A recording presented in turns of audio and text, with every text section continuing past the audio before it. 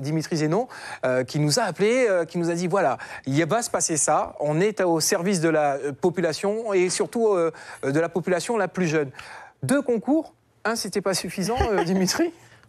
En fait, si vous voulez, on a voulu essayer de gérer une certaine créativité auprès de la population. Donc, on a réfléchi avec le service eau potable, la communication et les agents pour mettre en place en fait 2 différents concours pour toucher une cible majoritaire du centre littoral. Ouais.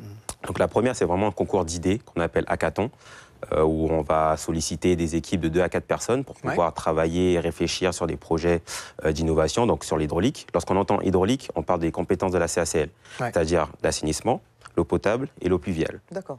Mélangé à la nature, parce que le thème de cette année est la nature pour l'eau.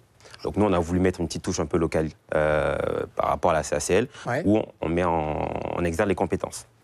Et deuxièmement, pour pouvoir aussi toucher une plus grande population, on a réfléchi aussi à un concours photo un peu plus, je dirais, interactif, dynamique, aussi numérique, parce que c'est un concours qui sera du coup 100% sur les réseaux sociaux, Facebook, Instagram, qui permettra de relever un peu la créativité des usagers sur le territoire de l'Aglo. Très bien. En tant que chef, Monsieur Julie Marot, l'eau, ça vous inspire? On peut faire des choses avec de l'eau Avec de l'eau, on peut cuire des aliments.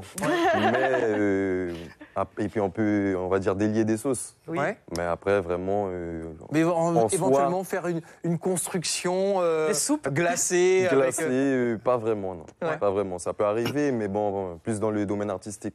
Et en cuisine, gustativement, l'eau n'apporte pas forcément grand-chose. Mais on s'en sert, juste pour délayer les sauces ou ce genre de choses-là. Alors, je voulais revenir sur le concours, justement, où il faut proposer un projet innovant. Est-ce que si jamais le projet est vraiment sympa, qu'il ne coûte pas trop cher et qu'il est efficace pour le département, est-ce qu'il a une chance d'être financé par la CACL? C'est le but. C'est le but? C'est le but. Alors là, c'est vrai qu'on va partir sur une première édition où on a essayé d'être un peu, je dirais, mettre en place des moyens assez limités. Et c'est vrai qu'on attend aussi un engouement de la part des usagers, de la part éventuellement des futurs partenaires. Et dans une seconde ou même une 3e édition, si vraiment l'engouement... Et bien de le mettre en place, quoi. Voilà, on va mettre en place des partenariats financiers, des accompagnements de la CACL ou éventuellement d'autres partenaires pour arriver à une réalisation du projet.